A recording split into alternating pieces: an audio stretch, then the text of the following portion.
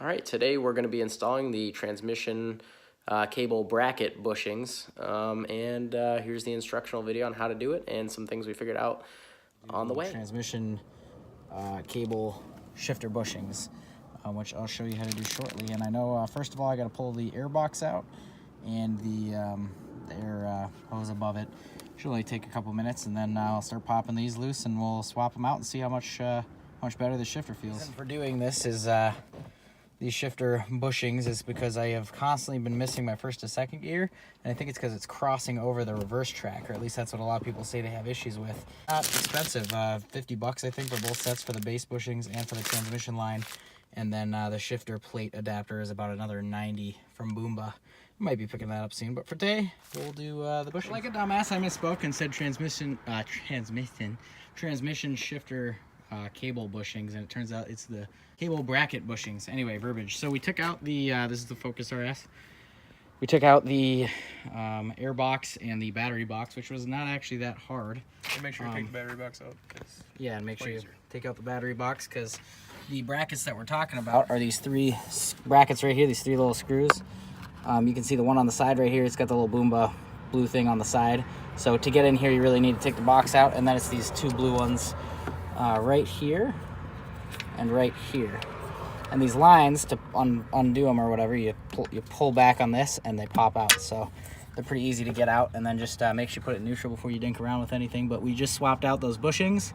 The old ones are just these little pieces of metal right here with the rubber bushings, and these all come out, and just the metal pieces of the Boomba bushings go in. So not very hard to take out. Once you get the plate out, the whole piece just comes right out, so you can swap them out, and then you're just gonna kind of thread them in. So I started with this bottom bolt down here, and I put the screw in and got it in, and then I tilted the plate up, got the bushings underneath these two, and screwed them in. So not a horrible job, and I'll show you how the battery box goes in a sec. That we're looking into is that this little plate goes on top of this bushing. We're not sure if that's exactly how it goes, but it makes the most sense. And that bolt for this third one, sorry, I want to focus, the bolt for the right side one right here is a little bit longer, so make sure you keep track of that bolt.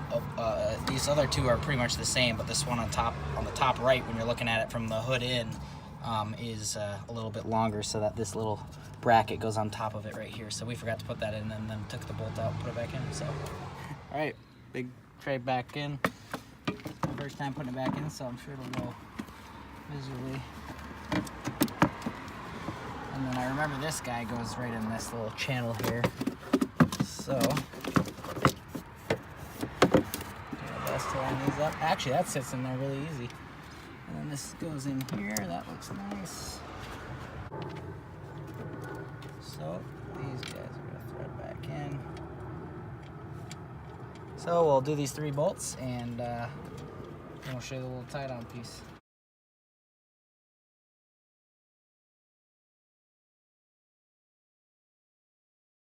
Heavy.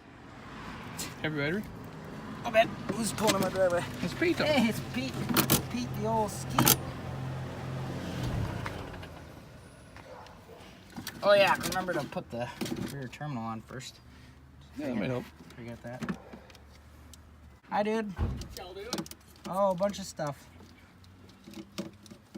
Transmission. Here, see this Shifter cable bracket. See that little bracket right there? Mm-hmm. What I figured out is that these little sidewalls come out right here, and basically what you want to do when you're removing it is just pull these out, and this whole piece will slide out. And you already tightened that up, so I'm not gonna take it off. But essentially, to put it back in, you just realign these so they fit in like a little jigsaw here. Yeah, so lift up and then pull out. You can see right here. So right there, slides in and out. Same with the other wall. Same thing, just up and out. So once those are resituated, these all come off right here. This you'll have to take to get this faceplate off. It's just these little push pin things here.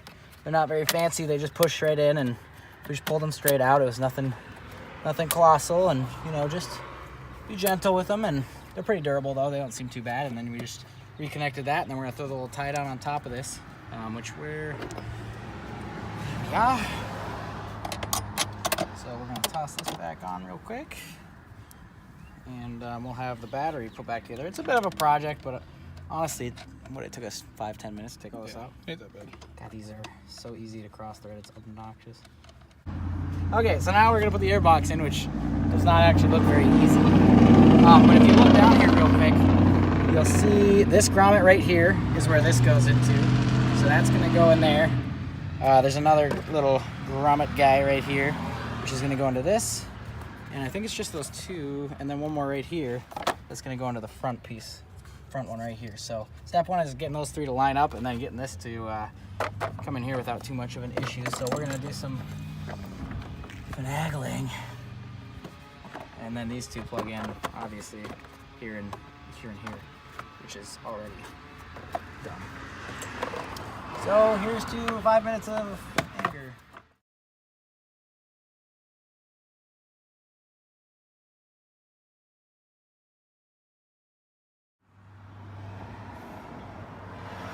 I was putting your airbox in. Not fun, to be honest. So first I connected this right here just to get the hose lined up right. And I made sure these little, well, I'll show you on the top of these little grommet thingies, like right here, how these tabs fit into that spot. I made sure those were lined up down here. This is just a cover. But yeah, I'm gonna tighten these up, the hose clamps. But I had to disconnect this right here to take the hose off, evap line. So that snaps back on. And then the other one that I took off is, where's it dangling? Yes, map sensor. But why can't I see it? It fell down there. Did it fall down? It's this little guy. And that's just the little 2-pin connector, and it comes off super easy. It goes back in just as easy. And we're gonna throw the air filter back in. Cable management. Oh, settle down. I would've got it. Oh yeah, the other cover for this thing. God, these are ridiculous. Just ridiculous. Yeah, these covers are very annoying to put back together. Yeah, that was probably the least fun part, is putting this back piece on. Chinese You slid the plastic whole, jigsaw puzzle. and you slid the whole battery out first, and then put the plastic lid on and slid it in. Once it's in here, it's fine, but boy, it's a bit of an annoying. These are nice because they're recessed, so go halfway with them. Don't go all the way like I did the first time. Take them out, so you could just go halfway, and they slide in and out pretty easy. And those are self-explanatory. Just get them lined up. But a little bit of a slight pain in the butt skis, not bad. All right, we're gonna give a little test drive quick and see how it is with the new bushings installed. I'd say all in all, this took about 2 hours. Start to finish. Yeah, About 2 hours. We're gonna take a little look here and see how it feels. Oh, that's way better. It drops in like it wants, like it feels more mechanical.